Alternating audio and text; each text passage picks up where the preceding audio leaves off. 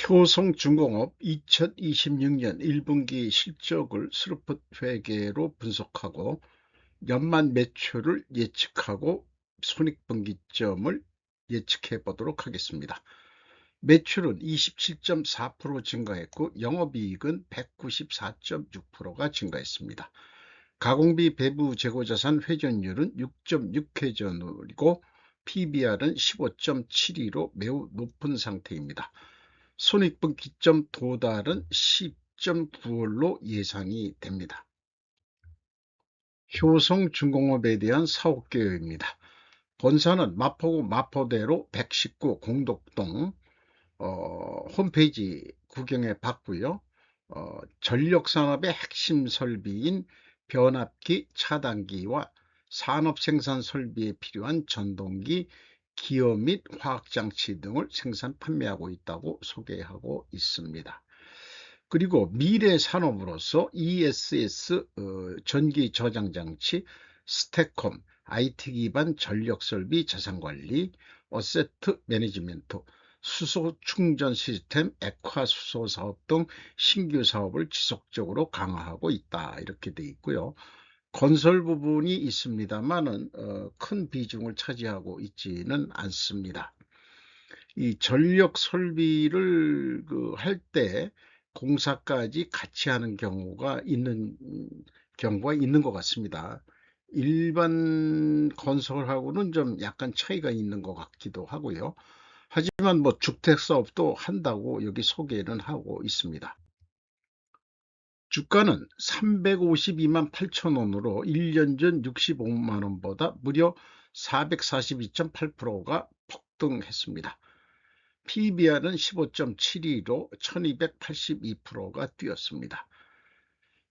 효성이 32.52% 지분 가지고 있고 국민연금공단이 10.16, 조현존 씨가 10%, 외국인이 27% 가지고 있는데 모건 스탠리, 골드만삭스가 눈에 띕니다. 스루풋 회계로 분석한 결과입니다. 매출이 9,550억 원으로 전년보다 27.4% 증가했는데 매출에 비례하는 매출 재료비는 22.9%로 낮게 증가했습니다. 그 차이가 마이너스 4.5%이기 때문에 우리는 여기서 원재료 가격이 하락했다라고 추론할 수 있습니다. 스루풋율은 1.3% 상승했고요. 운영경비가 23.4% 증가했습니다. 스루풋 증가율보다 낮게 증가했기 때문에 TOE 생산성은 1.1이고 0.06포인트가 상승했고 스루풋 영업이익은 539억 원으로서 전년보다 무려 194.6%가 증가했습니다. 원가회계 영업이익상으로는 84.5%가 증가했는데 그러나 스루풋 회계 손익은 원가회계 영업이익보다 576억 원이나 작은 수치입니다. 이것은 가공비 배부 재고자산이 크게 증가했기 때문입니다. 요 밑에 가공비 배부 재고자산이 있습니다. 4,670억 원, 회전율은 6.5호 회전으로 예상이 됩니다. 연간. 원가회계 손익계산서 참조용이고요. 이것을 기반으로 산출해내긴 합니다. 재고자산 명세입니다. 제품, 반제품, 제공품 세 가지 더해서 가공비 배부 재고자산 4,671억 원, 연초보다 1,061억 원이 증가했습니다. 전체 재고는 1,076억 원이 증가했고 재고자산 평가 총담금 증감액에 의해서 26억 6,600만 원의 평가 손실이 있습니다.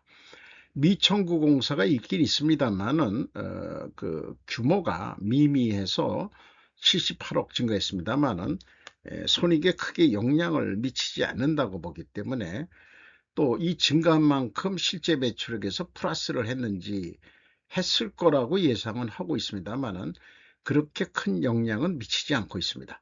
따라서 분석에서는 미청구공사를 제외했습니다. 건설업을 주종으로 하고 있는 데는 미청구공사의 증감액을 포괄 제공으로써 반영을 하는 것은 계속하겠다.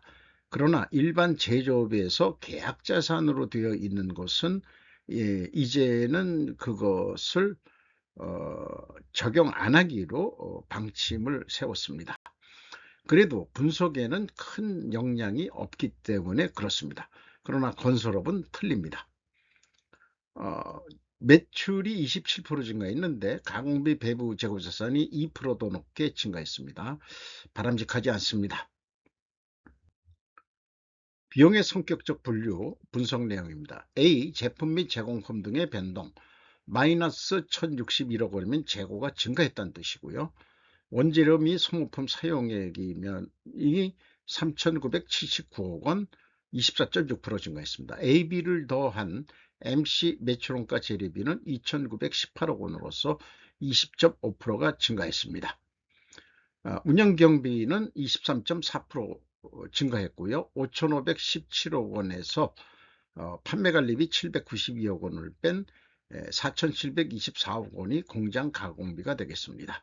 가공비율 54.3%, 재료비율 45.7%, 재료비율이 0.3% 상승했습니다.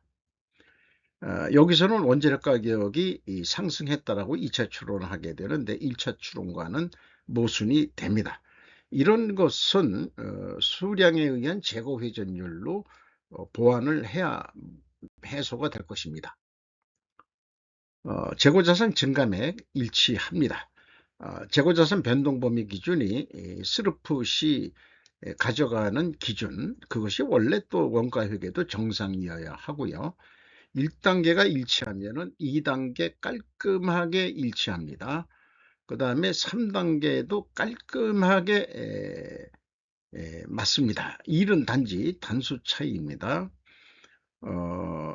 자, 요거를 현금식으로 읽으면은 현금이 1,103억 원이 나갔는데 재고는 1,076억 원뿐이 증가를 안 했다. 그럼 26억 6,500만 원 현금을 어디다가 엿싸먹었냐고 물으면은 엿싸먹은 게 아니고 평가손실이 26억 6,600만 원이요 라고 답변을 한 거죠. 평가손실이라는 얘기입니다. 원가회계하고의 영업이익 차이 576억 원은 가공비 배부재고산 증가액에서 가공비율을 곱하면 576억 원이 입증이 되겠습니다. 검증이 됩니다. 운영경비로서 인건비가 1,135억 원 13.6%나 크게 증가했습니다. 직원 수는 3,567명으로 172명이 증가했습니다. 인당 평균 임금은 1억 2,730만 원으로 8.1% 인상이 예상됩니다. 노동 생산성 3.1%로 3.1로 올랐고요. 8.2% 노동 생산성이 상승했는데 노동 분배율은 18.7%로 거꾸로 12.7%가 내려갔습니다. 이것은 기업의 영업이익이 크게 늘었다는 얘기죠. 삼성전자처럼. 그러나 효성중공업 사람들은 이익 배당하라고 분배하라고 데모를 하는 사람들이 아니죠. 점잖은 그 근로자들이니까 회사가 돈을 더 먹을 때도 있지 뭐 이런 자세가 중요한 거 아닐까 싶습니다. 외주 가공비는 건설업 때문에 있는 것 같습니다. 16.1% 증가했어요. 이것도 금액이 증가했지만은 금액 증가로 예정했을 때도 하청업체 한테 도급 단가도 조금 올려주지 않았겠느냐 이렇게 좀 좋게 생각합니다. 전력비 더하기 연료비 뭐 통칭 에너지비라고도 얘기할 수 있고 삼성전자에서는 유틸리티비라고도 표현하고 있습니다. 많이 들어가지는 않습니다만 2.2% 감소시켰습니다.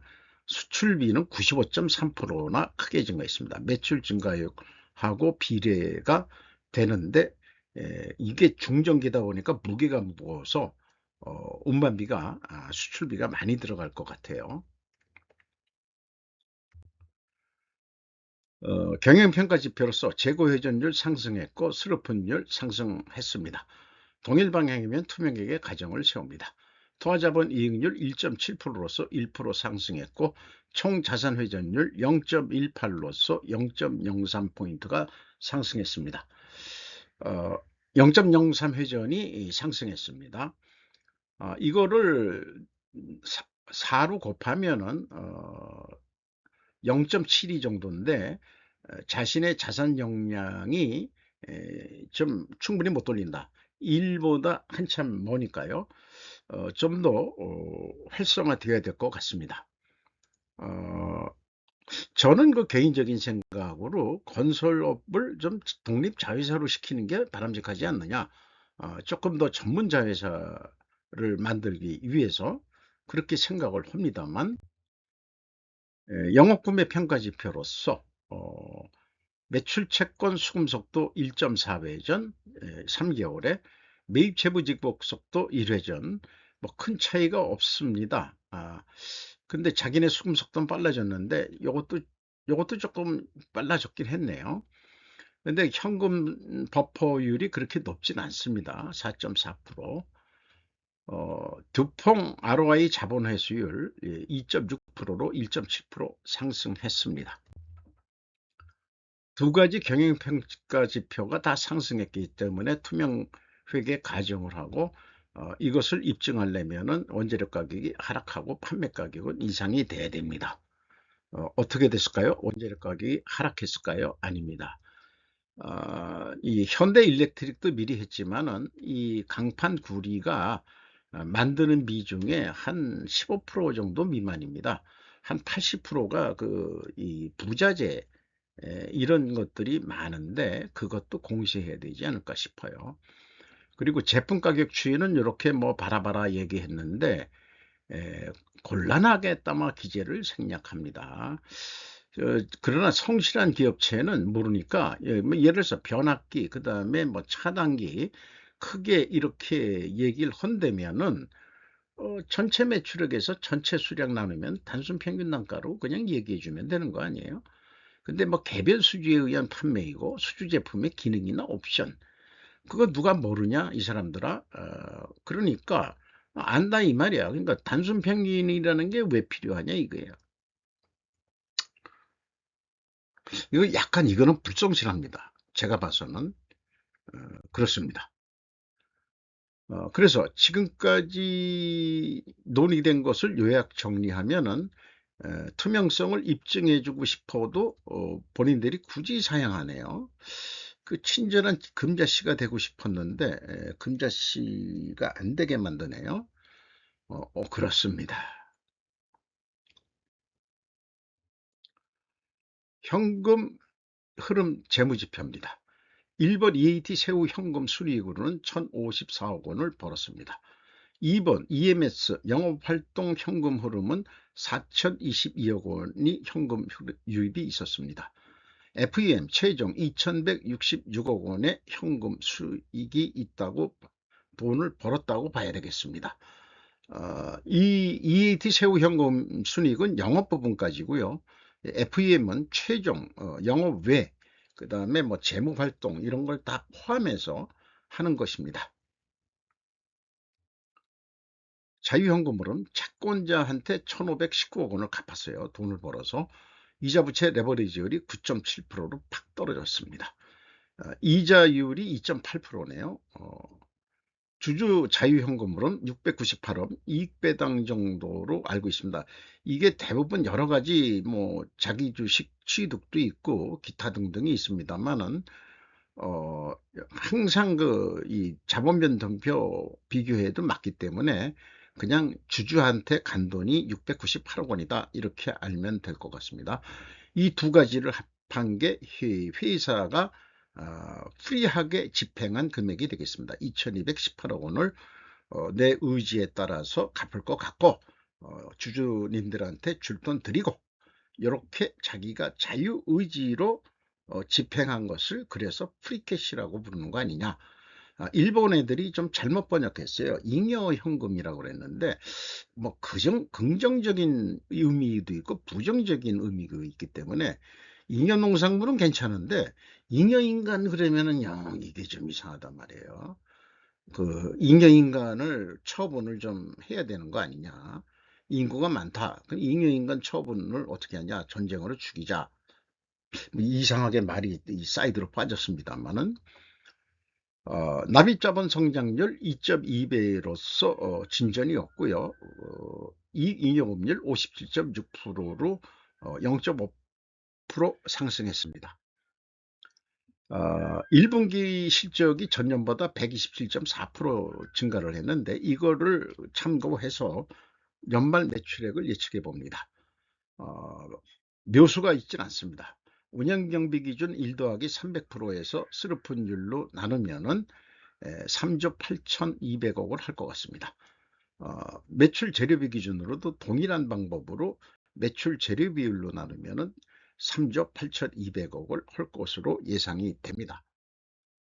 이 대목에서 우리가 예측의 질을 좀 더 퀄리티를 올리기 위해서 제가 조금 더 머리를 돌려봤습니다.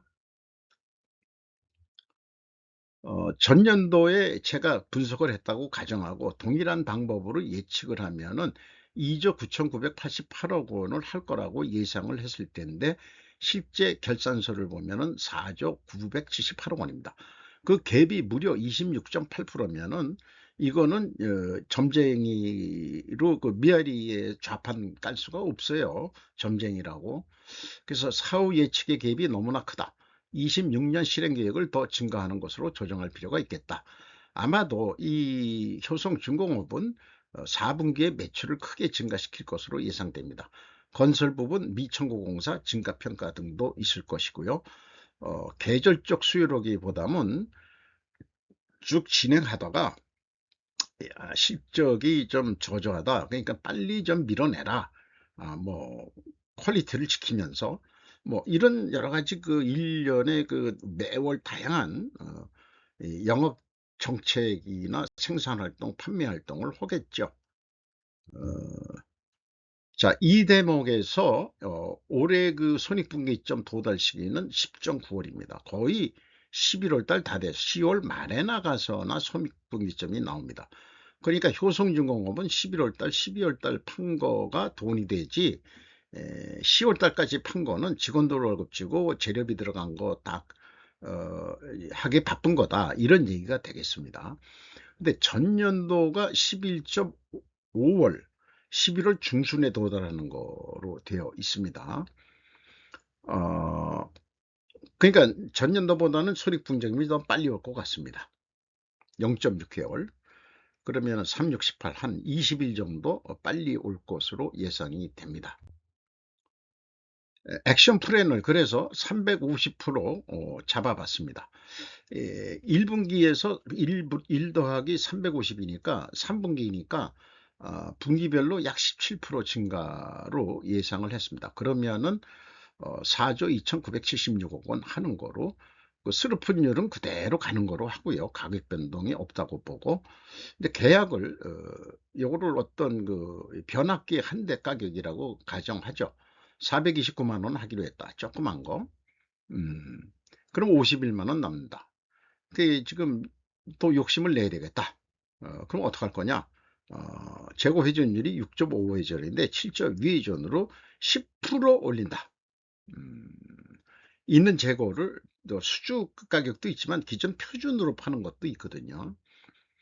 그러면은 매출이 4조 7,276억 원, 이렇게 됐을 때 영업이익은 5,107억 원이었는데 거의 4천억 원이 증가한 것으로 10%만 노력해도 영업이익은 거의 더블로 뛴다. 이것이 이제 아주 이익세계에 흥미진진한 재고 회전율이 이만큼 영향을 미치는 손익분기점을 지나서 재고 회전을 높이기 위해서 생산은 그만하고 좀 밀어내기 그 할인 판매, 우린 덤핑이라는 얘기를 하지 않습니다.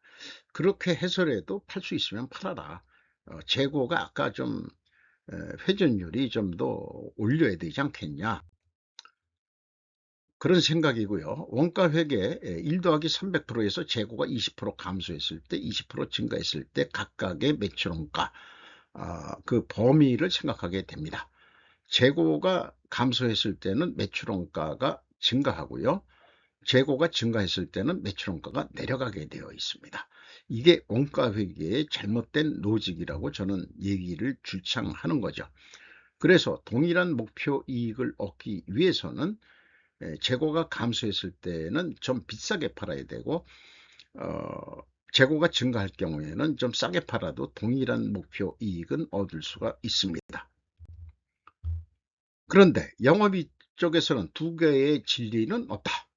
우리는 한 가지 진리만 있다. 지금 팔기도 바쁜데 무슨 냉지를 두냐, 범위를 두느냐, 입이 삐쭉 나와가지고 저기 구매부서한테 재료비 다 내놔. 하나 변압기 하나 판다고 했을 때 그 150만 원에다 160만 원 가공비, 그 구매처에서 브릭다운해서 견적을 내라고 그랬어요. 가공비 190만 원. 뭐 그렇게 부풀리지도 않죠. 양심적으로. 총 제조 비용 350만 원이요. 판매 관리비 35만 원. 합계 385만 원인데 마진 우리 45만 원은 먹어야 됩니다. 그래서 430만 원에 납품하겠시다. 근데 구매 입장에서는 지도 깎아야 좀 체면이 있으니까 만 원만 깎을게요. 만 원만. 스루풋으로 볼 때는 스루풋은 올려준 게 429만 원이에요. 그러니까 안 올려줘도 그만인데 그 안 남는다 그러니까 429만 원 해드릴게. 조시다. 그래가지고 그러면은 좀 우리도 그 생산은 일단 중단하고 재고 감소만 시키는 거로 추가 매출 10%를 더 한다. 그러면은 영업이익이 46만 8천 원 남는다. 그 계획대로 7만 원 더 벌자고 이 고생을 하느냐, 10%더 매출하기 위해서. 근데 그게 아닌 거, 이게 원가 회계 때문에 그렇다 이게요. 그래서 비교를 해보면은 429만 원 팔 때 스루풋은 50만 원 남는데 재고 감소할 때는 거의 40만 원 돈, 그리고 재고 증가할 때는 60만 원 돈. 그러니까 원가 회계보다도 10만 원 돈, 7만 5천 원 돈을 더 많이 법니다. 원가 회계는. 근데 자, 생산은 중단하고 추가 판매만 더 합시다. 그랬을 때는 예상보다 이게 뭔 얘기냐? 오히려 영업이익이 떨어진다. 이거 믿으시기 바랍니다. 그러니까 원가 회계는 우리는 잘못된, 그러니까 재고를 더 늘려가지고 그 이익이 나게끔 만들려고 그럴 거예요. 지금은 재고만 감소시키는 거로 했기 때문에. 그래, 또 하나, 만약에 불경기가 와가지고 그 매출이 4조 2,900억 원을 못 넘는다고 했을 때는 생산을 5% 줄이면 거꾸로 영업이익이 6,400억이 남는데 생산을 추가로 5% 더하면은 3,400억 원이 남지가 않습니다. 이것도 믿으시기 바랍니다. 그리고 현금을 안 쓰는 거죠. 불경기 때는. 우리나라 국민들은 아마 이 대기업에서 잘 나가는데 소수는 빼놓고 개인소득 비율에서는 2026년도 물가도 오르고 소비 억제를 하고 사시기 바랍니다. 유혹에 흔들려서 비용을 낭비하지 마시고 또 저처럼 술 먹고 홍냐 해가지고 뭐 그 노래방 가자 하는데 유혹이 돼가지고 그런데 가시면은 아니 됩니다. 그러면은 이제 저기 생활이 아주 안 좋아지죠. 그리고 중국 애들처럼 덤핑은 연초부터 하시면 안 됩니다. 10% 덤핑한다 그러면 그거 덤핑한 것만큼 바로 적자예요. 그렇게 생각하시면 되겠습니다. 그 늙은 창녀의 노래도 그런 얘기가 있는데 늙은 창녀는 싸게 팔 수밖에 없을지 모르죠. 수명이 얼마, 그러니까 죽으려고 하면은 덤핑하면 되죠. 아주 그런 식으로 비유를 하고 싶어요. 저는 중국이 이 늙은 창녀의 노래를 지금 하고 있는 거 아니냐. 과잉 생산의 덤핑이 그렇게 생각을 합니다. 아주 제가 그냥 반중 정서가 세져 가지고 그렇습니다. 두 갈래 길이 있습니다. 오른쪽 안 가본 길 스루풋 웨이로 가시기 바랍니다. 제닛 앨런 언니의 과잉 생산하지 마시고 덤핑 수출하지 마세요라는 충고를 시진핑 엄마가 안 들었습니다. 그래서 지금 싸우고 있는 겁니다. 원가 회계가 더 이상 필요 없는 이유를 좀 학술적으로 좀 써봤습니다. 원가 회계하고 그 스루풋 회계, 원가 회계를 전등버 시스템의 봄과 라우팅으로 비교한 글이 되겠습니다. 전산 시스템에도 원가 회계 망령이 들어가 있다는 얘기죠. 집중 개선 5단계. 저는 오늘도 내일도 다른 거는 모릅니다. 한 놈만 팹니다. 재고 회전율을 올리십시오. 주유소 습격 사건에 나는 한 놈만 팬다. 나는 재고자산 회전율만 올려라. 매출을 더해서 올리든 생산을 줄여서 올리든 복합작용을 하든 어쨌든 제조업은 재고 회전율을 끝없이 올려라. 이게 제가 얘기하는 주문입니다. 저의 정신세계를 표현한 그림이고요. 저의 절작입니다. 아마 절판됐을 거예요. 안 팔려가지고. 제조원가 회계를 쓰레기통에 버리고 새 용어 찾자. 글로벌 금융 세력인 로스차일드 여사께서 이렇게 얘기해 주기를 바라면서, 근데 이 ESG를 주창했던 이 로스차일드 여사가 로스차일드 드 뭐 이렇게 얘기하면은 귀족 계급이라며요. 그렇게 알고 있는데요. 2023년에 쓰레기통에 버리고 새 용어 찾자고 그렇게 얘기를 했답니다. 2015년에 세라토 코일에 와서 한국 보고서 ESG 하라고 그러고 포용적 자본주의를 얘기했던 아줌마가 그거 조금 지나니까 당신네들 그 말만 내가 얘기했다고 했더니 말만 벽에다가 흰 페인트 칠하고 진짜 환경 안 하잖아. 그래가지고 그런 데는 우리가 대출을 안 해주겠어. 그러니까 스루풋 회계하는 쪽을 대출을 해주라오. 우리 아줌마, 이쁜 아줌마야. 이렇게 좀 요청해 드리고 싶은 겁니다. 대단한 돈이 있으면 대단한 세력이 있을 텐데 제 얘기가 어떻게 도달할 길이 없을까요? 그러니까 금융권에서 스루풋 회계로 손익계산 하면은 대출해 주겠다. 그럼 게임 끝입니다. 인생이. 오늘도 좋은 하루 되시기 바랍니다. 굿나잇.